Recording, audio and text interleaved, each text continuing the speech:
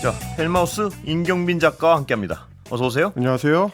자, 오늘 정점식 여당 정책위장이 사임을 했어요. 네, 그런데 조금 전에 속보를 전해줬습니다. 이 소식은 2부에 네. 당장 코플에게 자세히 여쭤보고 네, 우리는 공수처 얘기부터 좀 먼저 해볼까요? 예. 네, 공수처가 이제 새로 좀 사건을 받아서 수사를 진행하고 있는 게 일명 세관 마약 사건 수사 외압 의혹입니다. 이 사건 관련해 가지고 이 고발자이기도 한 백혜룡 경정의 휴대전화를 확보를 했고요. 그리고 통화 기록과 상당수의 통화 녹음 파일을 확보를 했다라는 얘기가 좀 전해졌습니다. 바로 어젠데요. 이제 31일에 영등포서의 전 형사과장을 지낸 백경정을 따로 불러서 휴대전화를 임의 제출을 받았고요. 이 휴대전화를 포렌식을 해가지고 백경정의 기존 통화 기록 그리고 녹음 파일 등을 다수 확보를 했다라는 겁니다. 특히 좀 주목을 받는 게 고발장에 포함이 되어 있는 그 용산 관련된 발언. 용산 관련된 발언에서 이제 통화 기록이 좀 확인이 돼서 이 전후 맥락을 좀 유심히 살펴보는 중이라고 합니다. 사실 이 부분이 이제 중요한 게 지난달 16일에 고발장을 백경정이 이제 접수를 할 때 지난해 9월 20일에 통화 내용을 거기에 이제 적시를 했습니다. 그 당시 영등포 경찰서장이었던 A 총경이 백경정한테 전화를 해가지고 용산에서 이 사건 내용을 알고 있다. 심각하게 보고 있다라는 취지로 말했다는 거고요. 그리고 나서 이틀 뒤에 그러니까 9월 22일로 예정돼 있던 언론 브리핑을 연기하라라고 이제 지시를 했다는 겁니다. 그렇기 때문에 이게 이제 혹시 용산 대통령실과 어떤 연관성이 있는지를 따져보려면 이 사건의 맥락을 따져보려면 이 용산 발언이 어떤 과정에서 나오게 된 건지 당시 영등포 서장은 어떤 의도를 갖고 이제 이런 얘기를 했던 건지를 좀 살펴봐야 된다라는 얘기가 되겠습니다. 그래서 백경정 같은 경우는 이제 지난달 29일, 그러니까 7월 29일에 경찰청장 청문회에 출석을 했을 때 A 총경의 그 용산 발언을 듣고 나서 머릿속이 하얘지는 느낌이었다. 용산 대통령실에서 괘씸하게 보고 있다는 얘기로 이해를 했다라고 주장을 했기 때문에요. 이 말에 대해서는 검증이 필요하고 당사자는 A 총경 같은 경우는 그런 말, 그러니까 용산과 관련된 발언을 한 적이 없다라고 강하게 부인하고 있는 중입니다. 그 부분이 가장 중요한데 그렇습니다. 이 사건의 모양새가 점점 최상병 사건과 굉장히 흡사합니다. 이 전개되는 과정도 그렇고요. 네, 뭐 저희가 이제 고발이 이루어지고 또 조지호 경찰청장에 대한 인사청문회에서 관련 발언들이 나왔을 때도 이렇게 비교를 한번 해드린 적이 있는데 이 고발자가 좌천이 되거나 인사상의 불이익을 당하고 오히려 이제 외압을 행사한 당사자로 이제 지목을 당한 사람 같은 경우는 인사 불이익을 피하는 그리고 그 전에 그 직전까지 어떤 관계장으로부터 수사를 잘했다는 칭찬을 받았는데 어느 날 갑자기 좌천되고 그리고 사건이 뒤집어지고요. 그리고 그 과정에 용산 대통령실의 개입이 있었던 것 아니냐는 의혹이 제기되고요. 네, 그렇죠? 의혹이 제기되는 것도 이제 과정상 좀 비슷한 맥락을 좀 갖고 있습니다. 일단 공수처가 지금 여러 부분들을 확인을 하고 있는데 또 한 가지 중요한 부분이 인천공항 세관이 이 사건에 연루가 돼 있는 거 아니냐라는 의혹입니다. 그렇습니다. 그리고 이제 그 과정에서 세관 연루 의혹을 무마하기 위해서 이제 사건 청탁이 이루어졌다라는 이제 고발이었기 때문에 그럼 세관 측의 움직임을 확인해 볼 필요가 있는데 세관 측에서 당시의 수사팀이었던 이제 백경정이라든지 경찰 수뇌부에 대해서 부적절한 청탁을 한 정황, 그 정황과 관련되어 있는 녹음 파일도 확보를 했다는 겁니다. 그래요? 그렇습니다. 인천공항 세관의 간부와 직원들이 지난해 10월 6일 아침에 일찍 백경정을 찾아와서 마약 수사 브리핑하는 과정에서 인천 세관 이야기는 아예 안 나오게 해달라라는 청탁을 했다는 게 이제 고발의 내용이었는데 세관 측이 백경정을 찾아온 시점이 굉장히 좀 중요합니다.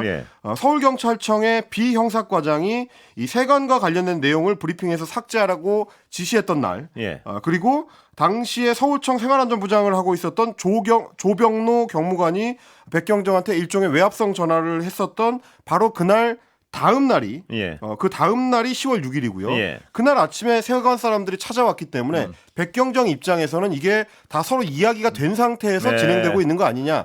다양한 각도에서 좀 외압이 들어오고 있는 거 아니냐라고 이제 느낄 수 있었다는 겁니다. 그래서 백경정 주장은 높은 곳에서 전화가 온 다음 날 세관 직원들이 찾아와서 읍소를 했고 뭐 이런 뜻이죠? 그렇습니다.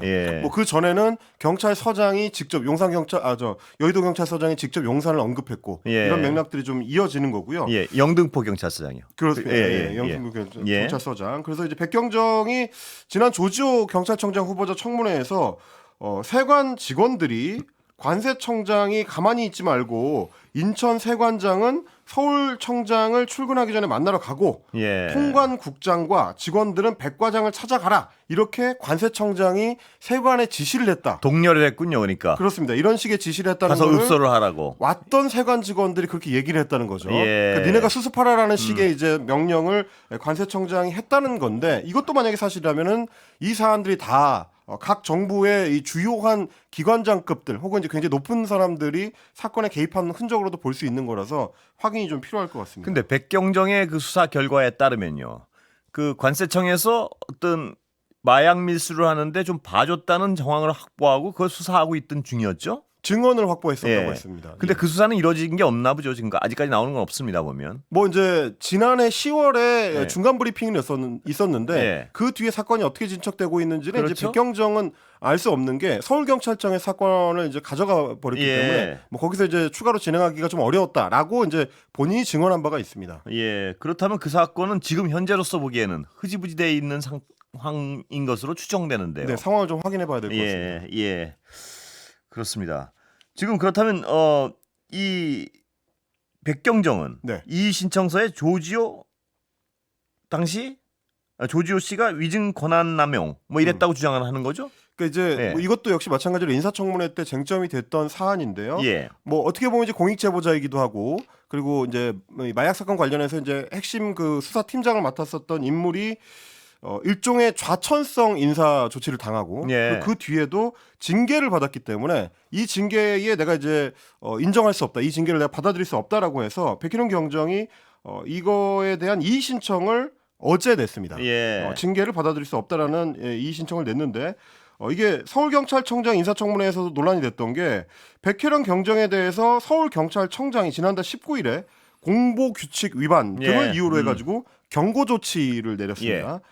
인사청문회에서는 조지호 후보자가 뭐라고 했냐면 서울청의 집중수사 지휘 사건으로 이 마약 사건이 지정이 돼 있기 때문에 주요 내용을 서울청에 보고할 의무가 있는데 백경정이 보고 없이 여러 차례 공보 규칙을 위반했다. 그러니까 보고하지 않고 보도 자료를 발행을 하거나 기자들한테 내용을 브리핑을 해줬다라는 얘기가 되는 겁니다. 그래서 서울경찰청은 이제 공보 규칙 12조를 들어서 백경정에 대해서 경고 처분을 했고 이게 이제 지난 3월에서 5월에 걸친 세관 마약 수사 관련해 가지고 4건의 언론 보도가 나왔던 거 그걸 대상으로 한 겁니다. 서울청은 모르는 상태에서 언론 보도 자료가 4차례 나갔다. 이게 지금 이제 징계의 이유였던 건데 백경정이 이의 신청을 하면서 뭐라고 주장을 했냐면 애초에 인사청문회에서 조지호 후보자가 했었던 이 발언 자체가 위증 소지가 있다. 중요 사건으로 지정된 게 언제냐면 지난 6월 4일이다. 그러니까 보도자료가 나갔던 3월에서 5월의 그 보도자료는 서울청에 일일이 보고해야 될 의무가 없는 사안이었다라는 이제 주장을 하고 있는 거고요. 애초에 중요 사건 지정되기 전에 나왔던 보도를 문제 삼고 있는 거기 때문에 이런 증언을 인사청문회에서 했던 거는 위증이 될 수 있다라는 게 지금 백경정 측의 주장입니다. 그러니까 백경정 입장에서는 이 자신이 수사를 하는 과정에서 이러이러한 외압을 받고 지금 징계를 받았다고 생각을 하는데 경찰청장 후보는 그거랑 아무 상관없이 징계를 했다. 상관없는 사안으로 이걸 주장하고 있는 거죠? 그렇습니다. 공교롭게도 그 징계가 이 외압 의혹을 제기한 다음에 있었고요. 네, 그렇습니다. 둘이 어떤 쪽의 주장이 맞는지는 여러 정황을 한번 잘 살펴보면 대략은 짐작이 가기도 하는데 앞으로 수사 결과 좀 나와야 될 것 같습니다. 그리고 이제 또 한 가지 백경정이 지적하고 있는 이제 징계 사유의 문제점이 있는데 그동안에 이 논란이 됐었던 사안 중에 하나가 이 사건 수사를 하면서 인천 세관에 대해서 이제 압수수색을 하려고 검찰을 통해서 압수수색 영장을 신청을 했는데 검찰에서 그 압수수색 영장을 2차례에 걸쳐서 반려한 적이 있었습니다. 그러니까 받아주지 않은 거죠. 그래서 당시에 수사팀에서는 이 수사 검사가 부당한 조치를 하고 있다. 직무에서 배제해달라라는 요청을 담은 공문을 검찰 쪽에 보냈었는데 이번에 징계 조치가 이루어질 때 이것도 역시 마찬가지로 서울청의 정당한 어떤 그 과정을 거치지 않고 임의로 발송을 한 공문이다. 이것도 문제가 있다라고 해가지고 징계 사유에 포함을 시켰습니다. 그런데 백경정의 주장은 뭐냐면 지난 5월에 이미 서울경찰청에 영장심의위원회 구성을 요청을 했고, 그러니까 검찰에서 자꾸 영장을 안 주니까 영장심의위원회를 구성해서 검찰에 공식 요청을 해달라라는 목적으로 심의위원회 구성을 요청을 했고, 그게 진행이 안 된다면 검사 직무를 배제해달라고 요청을 한 거다. 그러니까 먼저 서울경찰청에서 좀 나서주고 그게 안 되면 검사를 좀 배제시켜달라고 요청을 했던 건데 앞뒤 없이 그냥 뒤에 것만 잘라가지고 나를 징계한 거다. 이제 이런 주장을 하는 겁니다. 백경정 입장에서 보면요.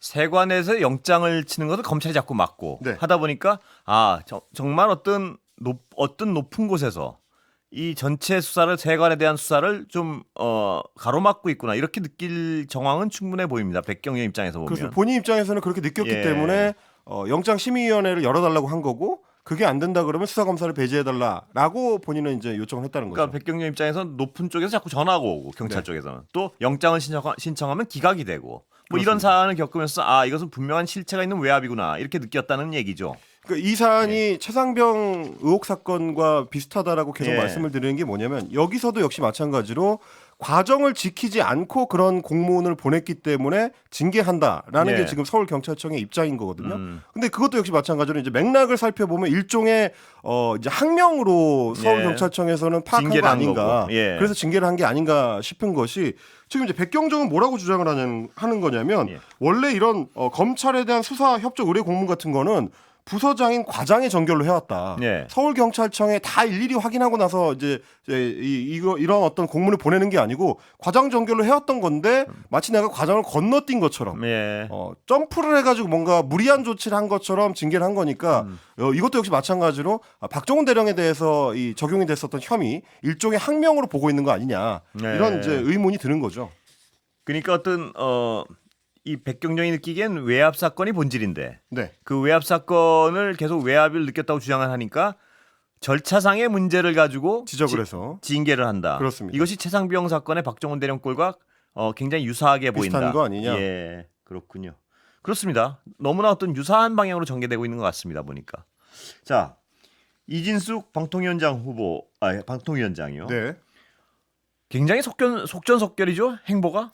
어제 저희가 이제 이 시간에 오후 5시 회의 소집을 전달을 해드렸는데 그 직후에 이 KBS 이사진 그리고 문화방송의 최대 주주인 박문진 이사진에 대한 선임안을 의결을 했다라는 소식이 어저께 저녁에 좀 전해졌습니다. 취임식을 치르고 나서 6시간 만이고요.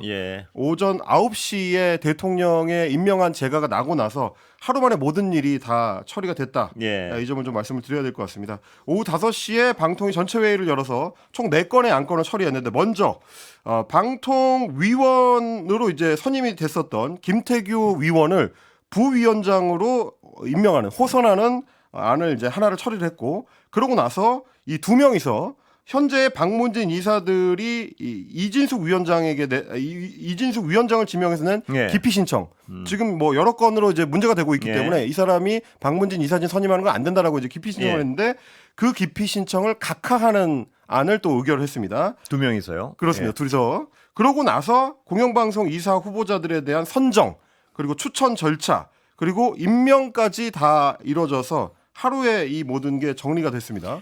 오늘 노정면 의원이 정리해서 이야기를 한 걸 보니까 단 2시간 만에 지원자가 MBC 이사진이 총 32명, KBS 이사진이 총 53명, 합치면 84명이었는데 이 84명에 대한 심사를 다 끝내고 최종 후보자를 추려서 그 후보자에 대한 어떤 그 면접이나 이 기타 과정이 없이 그대로 선임이 이루어졌다. 이 절차 자체가 위법성이 있다라고 지금 이제 야당에서는 주장하고 있는데 어쨌든 어제 방통위는 이게 문제가 없다라고 보고 최종 임명까지 이루어졌고요. 그리고 KBS 이사진 같은 경우는 이제 대통령의 제가가 필요한데 오늘 오전에 이것도 역시 윤석열 대통령의 제가가 났기 때문에 임명까지 마무리가 된 상황입니다. 예상은 했지만 속도가 정말 굉장히 빠르군요. 일사천리입니다.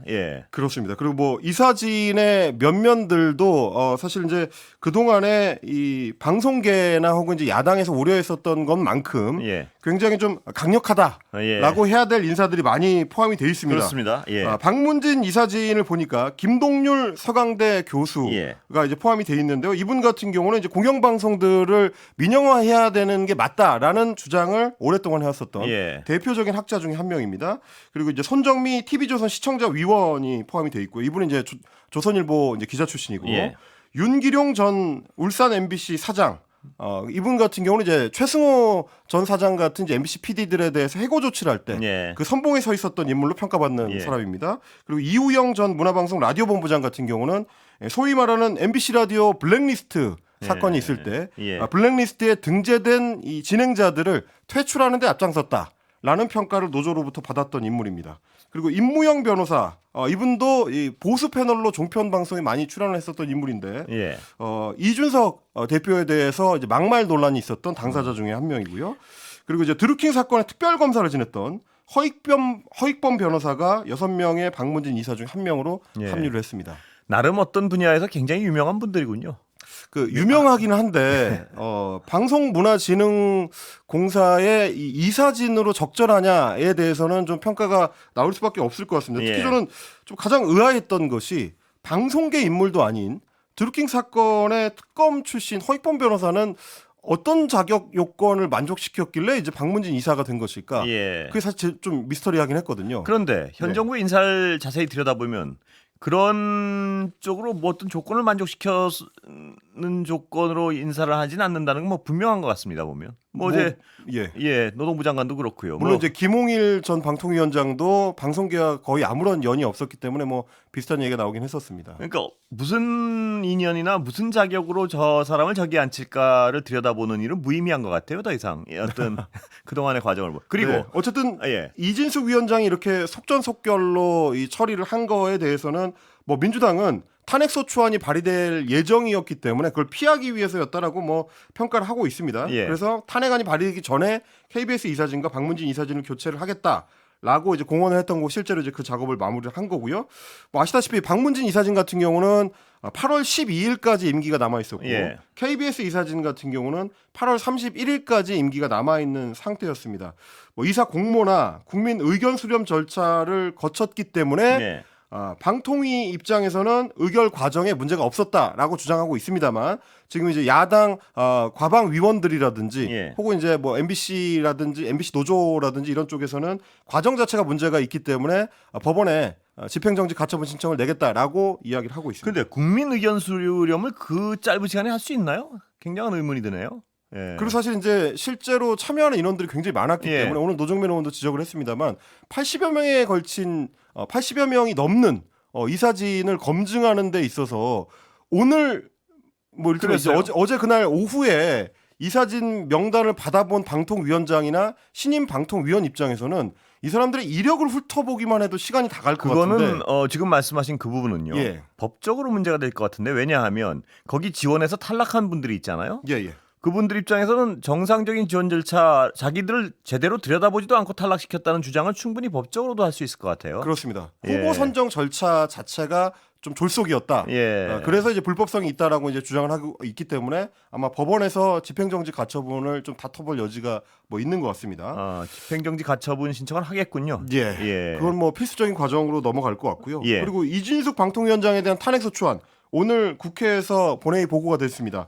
야당 주도였고요. 민주당하고 조국혁신당, 진보당, 사회민주당, 새로운미래, 기본소득당까지 해서 야 6당이 공동으로 발의를 했고 공동으로 당론 채택을 했습니다. 그래서 국회 본회의가 이루어졌기 때문에 앞으로 이제 24시간 이후 국회 보고 이후 24시간 이후 72시간 이내에 무기명 투표로 표결이 이루어지게 될 텐데 국회 뭐 통과에 대해서는 야권에서는 이제 자신하고 있기 때문에 이진숙 위원장에 대한 탄핵소추안이 어떻게 이제 헌재에서 처리되느냐 그 과정이 좀 이제 이진숙 위원장은 기존의 위원장들과는 달리 사퇴는 하지 않겠다는 입장인 거죠 지금까지?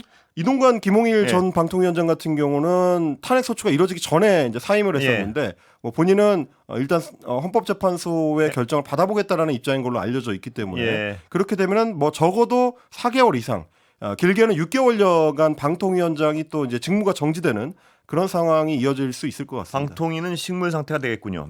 한 4개월 이상. 그렇습니다. 그래서 지금 야권에서는 방통위 지금 위원 선임 과정에 대한 그러니까 방문진 이사진이나 KBS 이사진 선임 과정에 대한 집행정지가 법원에서 받아들여지고 탄핵도 소추가 되게 되면 모든 과정들이 다 제자리로 돌아가게 된다 이렇게 주장하고 있습니다. 지켜봐야겠습니다. 여기까지 듣겠습니다. 임경빈 작가였습니다.